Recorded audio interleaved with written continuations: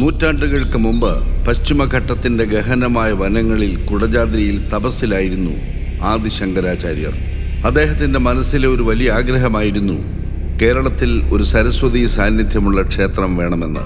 അതായത് ജ്ഞാനത്തിൻ്റെ ദേവിയായ മൂകാംബിക ദേവിയെ കേരളത്തിലേക്ക് കൊണ്ടുവരണമെന്ന്. ദീർഘമായ തപസ്സിനൊടുവിൽ ദേവി പ്രത്യക്ഷപ്പെട്ടു.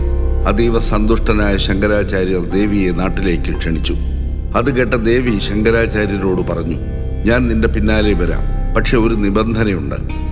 എന്ത് സംഭവിച്ചാലും നീ തിരിഞ്ഞു നോക്കരുത്. നീ മുന്നോട്ട് നടക്കുമ്പോൾ എൻ്റെ ചിലമ്പിൻ്റെ ശബ്ദം നിനക്കൊപ്പമുണ്ടാകും. അങ്ങനെ ആ യാത്ര ആരംഭിച്ചു. മലകളും കാടുകളും നദികളും പിന്നിട്ട് ശങ്കരാചാര്യർ മുന്നോട്ട് നടക്കുമ്പോഴും പിന്നിൽ ദേവിയുടെ ചിലമ്പൊലി മുഴങ്ങി കേൾക്കുന്നുണ്ടായിരുന്നു. പക്ഷെ അഗ്നിതീർത്ഥം എന്ന പുഴയുടെ തീരത്തെത്തിയപ്പോൾ അപ്രതീക്ഷിതമായ ചിലമ്പിൻ്റെ ശബ്ദം നിലച്ചു. ഒരു നിമിഷം ശങ്കരാചാര്യരുടെ മനസ്സിൽ അമ്മ ഇപ്പോഴും പിന്നാലെ ഉണ്ടോ എന്ന സംശയം നിറഞ്ഞു. ആ ആശങ്കയിൽ അദ്ദേഹം തിരിഞ്ഞു നോക്കി. അതുതന്നെയായിരുന്നു നിബന്ധന ലംഘിക്കപ്പെട്ട നിമിഷം. ദേവി അവിടെ തന്നെ നിലച്ചതിന് ശേഷം ശാന്തമായി അരുൾ ചെയ്തു, നീ വിശ്വാസം തെറ്റിച്ചു. ഇനി ഞാൻ കേരളത്തിലേക്ക് വരില്ല.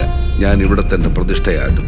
അവിടമാണ് സൗവർണികയുടെയും അഗ്നിതീർത്ഥത്തിൻ്റെയും ഇടയിലുള്ള കൊല്ലൂർ മൂകാംബിക ക്ഷേത്രം.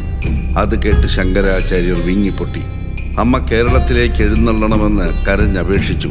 അപ്പോൾ ദേവി ഒരു അനുഗ്രഹമായി പറഞ്ഞു, എന്നെ തേടി വരുന്ന ഭക്തർക്കായി എല്ലാ ദിവസവും രാവിലെ 7:30 മണിവരെ എൻ്റെ സാന്നിധ്യം ചോറ്റാനിക്കര ദേവീക്ഷേത്രത്തിലുണ്ടാകും. ഇന്നും ഭക്തർ വിശ്വസിക്കുന്നു കൊല്ലൂരിലെ അമ്മയുടെ ദിവ്യ സാന്നിധ്യം പ്രഭാത സമയത്ത് ചോറ്റാനിക്കര ദേവീക്ഷേത്രത്തിലും അനുഭവിക്കാമെന്ന്. ഒരു യാത്ര, ഒരു വിശ്വാസം, ഒരു തിരിഞ്ഞുനോട്ടം, അതിൽ നിന്നും ജനിച്ച ഒരു ഇതിഹാസം.